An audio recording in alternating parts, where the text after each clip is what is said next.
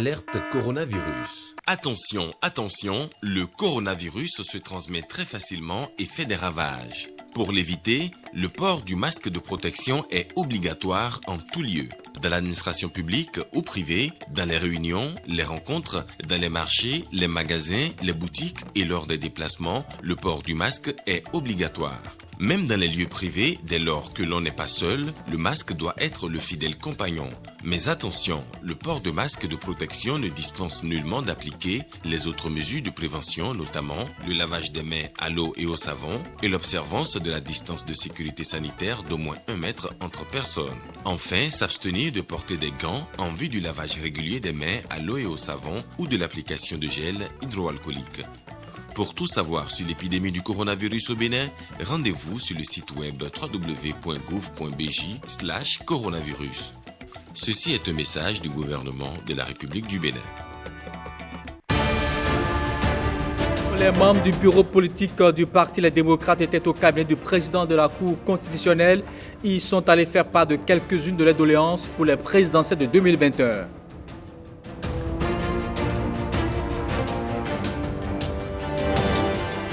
Les artisans de la commune de Kétou désormais outillés sur la maintenance et l'installation des systèmes voltaïques, une initiative du ministère des Petites et Moyennes Entreprises et de la promotion de l'emploi.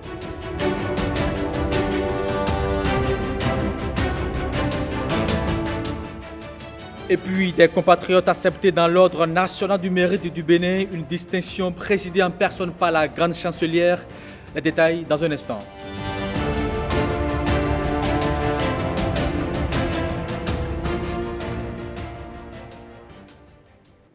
Bonjour à tous et bienvenue dans ce 13. Le parti Les Démocrates, conduit par son président Éric Houndété, a été reçu au cabinet du président de la Cour constitutionnelle. Le parti est allé faire part de quelques-unes de ses doléances pour la présidentielle de 2021.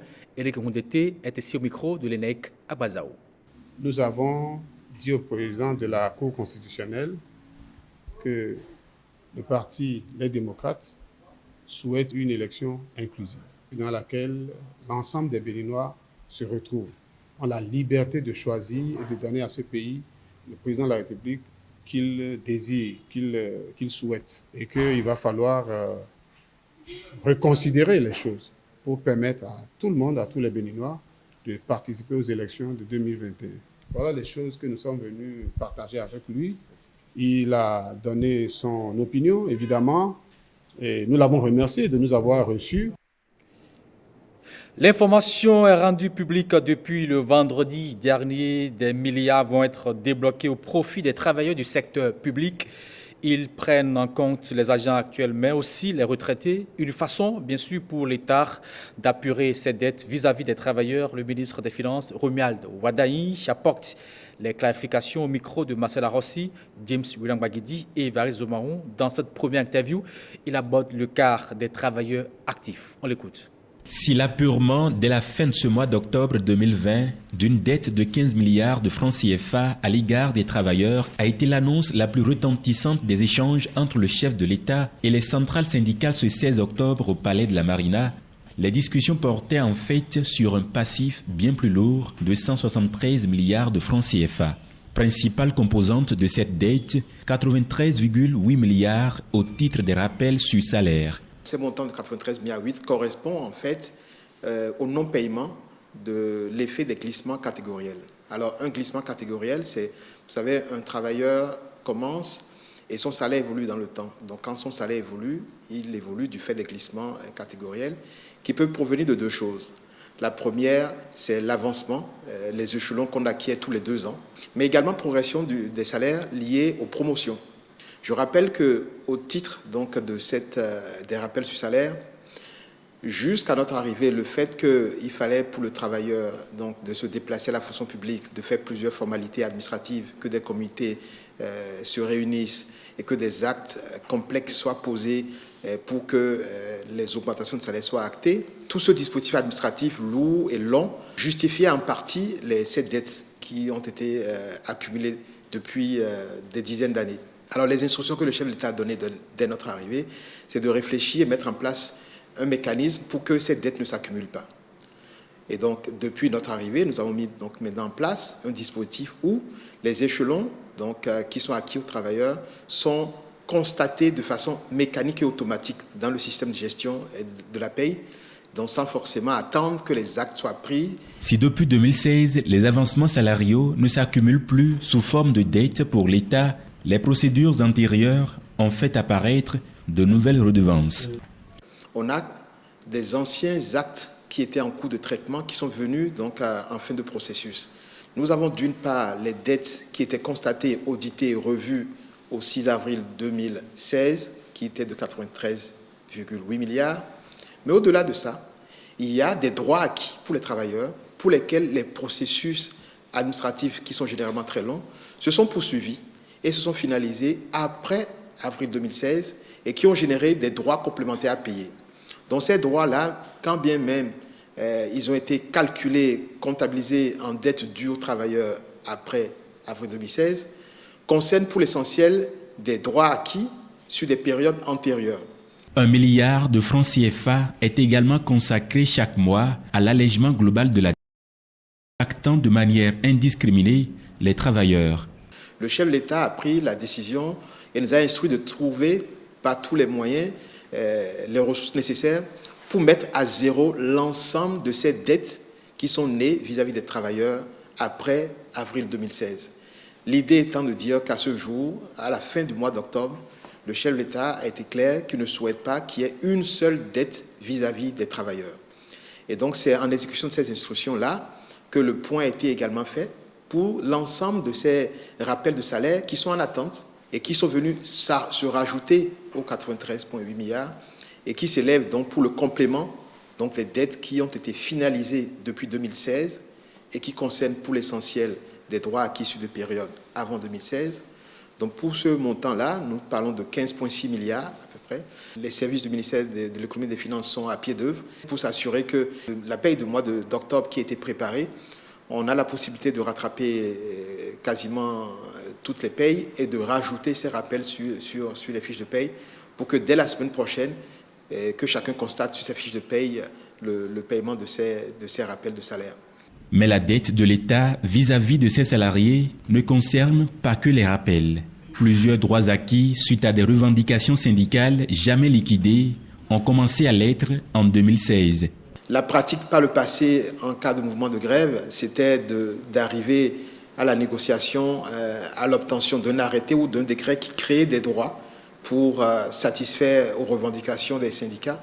Mais de l'autre côté, l'État n'ayant pas les moyens de liquider ses droits, les travailleurs retournaient au travail, gardaient ce décret ou cet arrêté en main et attendaient une autre occasion pour revenir exiger leurs droits légitimement acquis. Plusieurs catégories comme ça d'avantages et droits acquis aux travailleurs ont été liquidés dans le temps. Je donnerai rapidement deux exemples. Je pense notamment à la prime exceptionnelle qui a été donnée en 2011 par décret aux travailleurs du secteur de la santé. La prime exceptionnelle également, la prime de risque, toujours pour le domaine de la santé, pour 1,4 milliard aussi, qui était là depuis plusieurs années, qui a été également liquidée. Nous avons fait des efforts constamment, mois après mois, pour baisser le stock de dettes.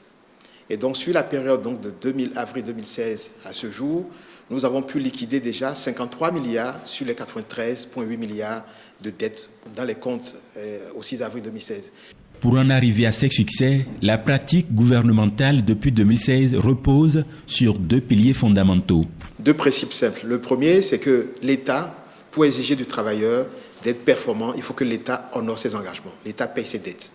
L'État étant une continuité, et nous avons fait le point, recensé, et on fait des efforts tous les mois pour liquider progressivement ces dettes. Le deuxième principe, c'est qu'il n'est pas nécessaire de rentrer dans des bras de fer pour aboutir en fait à la satisfaction des revendications des travailleurs. Et c'est ça que le chef de l'État vient de démontrer. Quand on a une gouvernance transparente, quand on expose ce qu'on a comme ressources et à quoi on utilise les ressources de l'État, qui sont nos biens communs, quand on entretient un dialogue constructif avec les centrales syndicales, on arrive à ce que j'appelais quasiment un miracle. Sur les 173 milliards de francs CFA de dette, plus de la moitié, soit 87 milliards de francs CFA, ont déjà été purgés par le gouvernement. Un apurement qui ne laisse pas en rade les pensionnés de l'État que sont les retraités. Dans cette autre interview que vous allez suivre, le ministre des Finances revient sur le cas des retraités de la fonction publique, non oublié des échanges entre le président Patrice Talon et les centrales syndicales. Ils font depuis quelque temps maintenant l'objet de traitements de plus en plus favorables et d'autres mesures sont annoncées les concernant. On écoute à nouveau le ministre des Finances. S'agissant des pensionnés, la réflexion a été globale. Nous avons commencé à faire le point des dettes dues aux pensionnés, donc au 6 avril, et ce montant s'élève à 48,9 milliards. Nous avons ensuite remis en cause tout le processus long, difficile pour un travailleur pour pouvoir bénéficier de ces pensions, et divers niveaux de réformes ont été également accomplis qui visent à ne plus accumuler de dettes vis-à-vis des pensionnés, mais qui visent également à leur faciliter la vie. Donc si je commence d'abord par tout ce qui est réforme, vous avez vu la dernière en date, c'est celle qui a été prise il y a quelques semaines par le Conseil des ministres, le gouvernement, et qui vise à ce que le pensionné, le fonctionnaire qui va à la retraite, n'aura pas de rupture de revenus. Mais avant ça, il y a eu plusieurs mesures qui ont été prises, notamment la décentralisation des différentes structures au niveau, que ce soit fonction publique ou finance, qui permettait aux pensionnés de ne plus devoir, quand on habite Parakou, de ne plus devoir venir à Cotonou pour traiter ces difficultés ou procéder à des changements dans son dossier. La dématérialisation et la déconcentration de nos services dans l'ensemble des 12 départements était déjà une forme de progrès. Maintenant, au-delà des réformes, le montant total dû au 6 avril 2016 s'élevait à 48,9 milliards, dû à deux choses. La première, c'est le décret donc, de 2011 qui revalorisait les pensions à 25%. Donc la non-application de ce décret, plus les tracasseries administratives, la lourdeur administrative qui faisait qu'on allait à la retraite, on attendait des mois et parfois des années pour toucher sa première pension. Tout ça avait contribué à constituer ce stock de 48,9 milliards de dettes que le chef de l'État a instruit pour que les efforts soient faits pour solder. Et donc ces efforts sont faits tous les mois. Et chaque année, le complément de ressources liées en fait à la prise en charge de l'effet de ce décret s'élève à peu près à 2,5 milliards. Les efforts fournis depuis avril 2016 pour solder ces dettes ont permis déjà de payer aux pensionnés 26,7 milliards au titre du passé. Donc il reste un reliquat d'un peu plus de 22 milliards pour lesquels, de la même manière que les travailleurs actifs, nous faisons les efforts tous les mois pour progressivement apurer ces dettes. Il n'y aurait pas eu la Covid, je peux vous dire que le chef de l'État, en 2016, quand on lui a présenté les points, sa réflexion est de dire comment faisons-nous pour qu'en avril 2021, on ait liquidé toutes ces dettes vis-à-vis des travailleurs. La réflexion du chef de l'État, c'était de dire mais comment fait-on pour qu'en 5 ans, nous n'accumulons aucune dette, et c'est ce que nous faisons maintenant. Donc à la fin du mois d'octobre, après ce paiement, on n'aura pas de dette vis-à-vis des travailleurs. 2, comment fait-on pour vider totalement ces 173 milliards de dettes vis-à-vis des travailleurs que nous avons hérités? Je pense que si la conjoncture n'avait pas commencé à se dégrader dès l'année passée avec la fermeture des frontières avec le Nigeria et ensuite avec la Covid, vu les efforts que nous faisons dans un contexte difficile, je suis persuadé que beaucoup plus d'efforts auraient été faits et le chef d'État aurait tenu son pari. Et là, ce qui est en train d'être fait, il faut reconnaître que ça relève du quasi-miracle, qu'en période aussi difficile, le chef d'État tient à respecter ses engagements vis-à-vis des travailleurs, qui dit, dans la collaboration, dans le dialogue et avec une gouvernance transparente, on peut toujours régler tous les problèmes. C'était à l'instant le ministre des Finances, Romuald Wadaye. Qu'il vous souvienne, à une époque au Bénin, l'énergie électrique n'était pas disponible en continu. On assistait à un délestage. Aujourd'hui, grâce aux efforts du gouvernement, cette réalité est conjuguée au passé. Disponibilité de l'énergie électrique, la fin de supplice, c'est avec l'ENEC à Gbazao. Jouir de l'énergie électrique en continu et sans dysfonctionnement était un souci majeur pour les populations béninoises. Jusqu'à l'arrivée au pouvoir de Patrice Talon, le délestage a régné, créant d'énormes déconvenues et dégâts dans les ménages, ateliers et entreprises. Un calvaire pour les citoyens qui ne savaient pas à quel saint se vouer. Avant, le courant n'était pas constant. On avait du mal à travailler. De toute façon, les clients n'aiment pas rester dans la chaleur. Donc, le courant s'en va, on a du mal à s'en sortir. Les clients ne sont pas à l'aise. Utilisant le courant comme outil de travail, ça nous pénalise dans tout ce que nous faisons. Vous savez que quand il n'y a pas le courant, toutes les activités, notamment les bars ont de problèmes parce que les boissons ne sont pas glacées. Les aliments que nous avons dans nos congélateurs, si vous n'avez pas un groupe de relais, les choses ne se congèlent pas bien et ça se détériore et les clients se plaignent. Et quand vous donnez une boisson aux clients, la boisson n'est pas bien glacée, ils ne sont pas contents. À la maison, c'est souvent la nuit que c'est déplorable.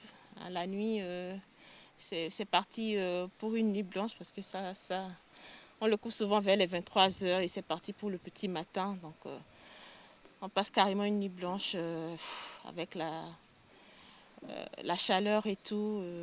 Au boulot, au service, ça a été très, très gênant. On a connu beaucoup de dégâts avec nos appareils. Surtout vers la fin du mandat du régime défunt. C'est des fois une semaine de coupure d'électricité. On n'a pas de courant. Avec l'avènement au pouvoir du gouvernement du nouveau départ, de nombreux efforts sont consentis pour endiguer le phénomène. Le 29 août 2019, la centrale thermique de Maria Agleta 2 est mise en service avec une capacité de 127 MW.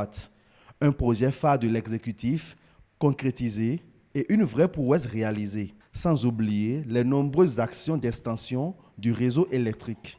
Vraiment, même si on ne dit rien, on est content. Et on dit un grand merci au président de la République, qui est un homme de vision, qui est un homme, il n'est pas démagogue. Quand il dit, il fait. Il a exécuté son programme sans tapage, il ne parle même pas. Et c'est ça un chef. Et c'est un chef de l'État qui prépare le développement de Bénin pour demain. Parce que le développement passe par l'eau et l'électricité. Et ce pari, je pense que c'est gagné à 80%. Les fonds disent avoir directement été bas. Le délettage, disons pratiquement que ça a disparu. Nous sommes largement satisfaits de l'électricité, de la distribution de l'électricité aujourd'hui. Nous avons l'électricité en plein temps. Il faut féliciter le président Patrice Talon et son gouvernement. Il faut le féliciter. Le courant qui est constant maintenant, ça nous permet de travailler plus allègrement et ça nous permet de satisfaire nos clientèles. Je dirais un grand merci au président Talon parce qu'on a vu un énorme changement dans le Bénin. Ce n'est pas seulement dans le cadre de la SBE, mais partout où on va, on constate quand même qu'il y a un énorme changement. Alors, s'il y a un président comme ça pour nous, on ne peut que lui dire merci. On lui demande beaucoup de courage afin que les travaux qu'il a enclenchés, il puisse les finir.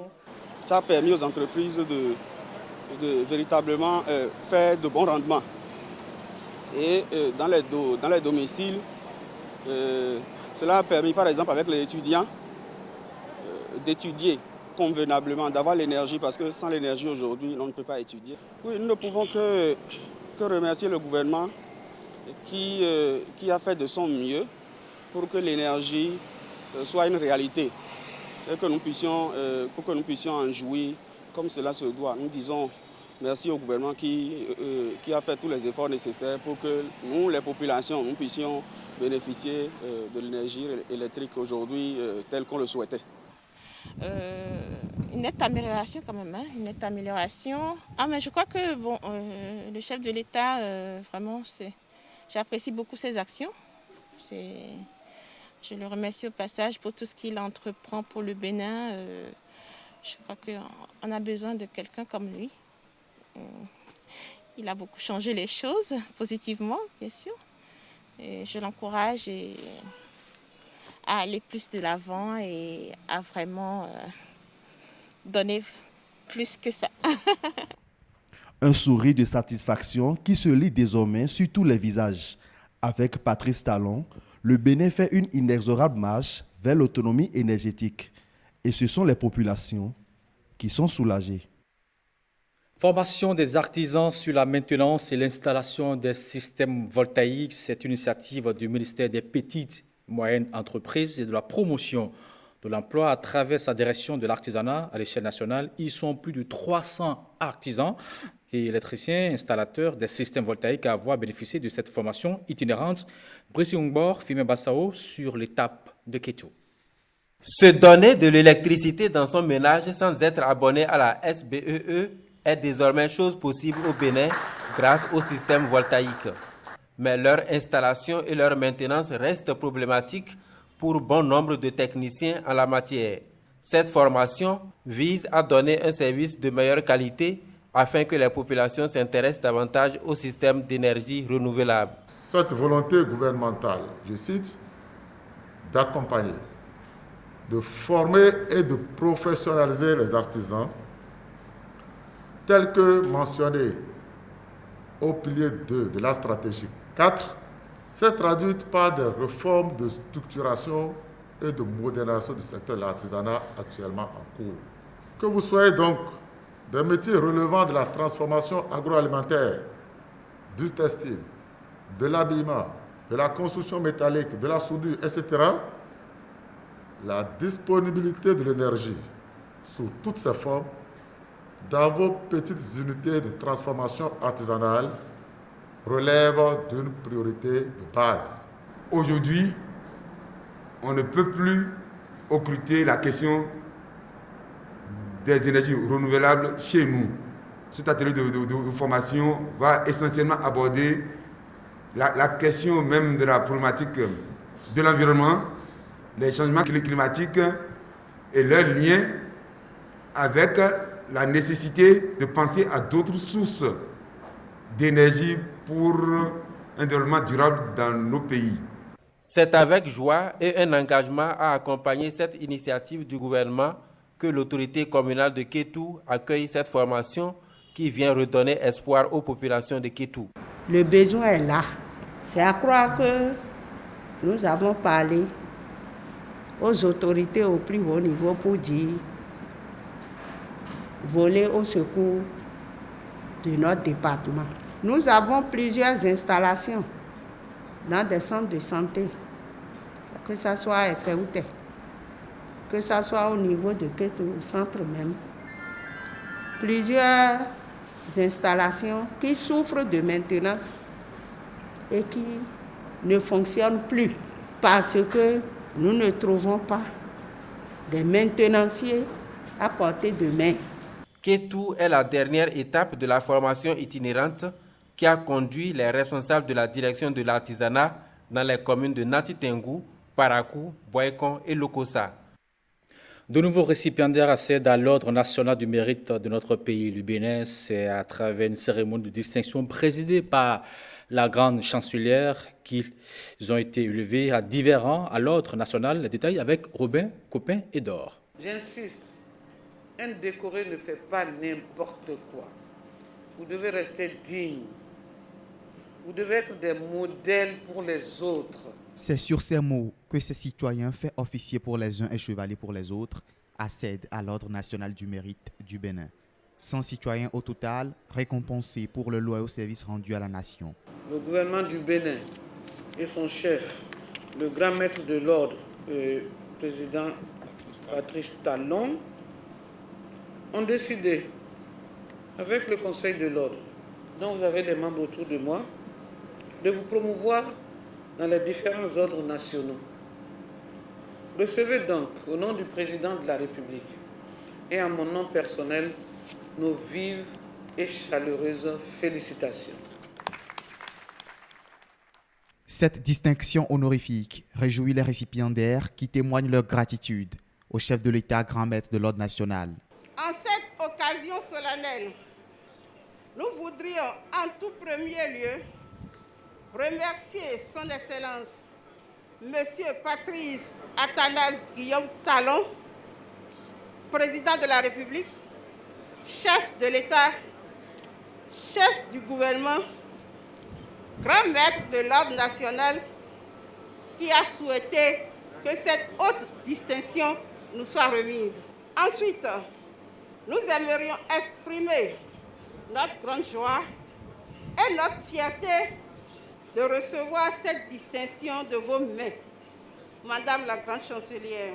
Mais avant cette cérémonie, 3 autres citoyens béninois sont également élevés au rang de chevaliers de l'Ordre national du mérite. Ils sont désormais considérés comme des modèles pour leurs pairs. Hors de nos frontières, aux États-Unis d'Amérique, plus de 14 millions d'électeurs, 14 millions d'électeurs ont déjà voté par anticipation pour la présidentielle du 3 novembre prochain. La question raciale en Amérique, la pandémie de Covid-19 et le changement climatique sont les questions souvent abordées par les 2 candidats. Nos confrères de la chaîne partenaire Voice of America nous présentent un portrait de campagne des 2 candidats. Suivez plutôt.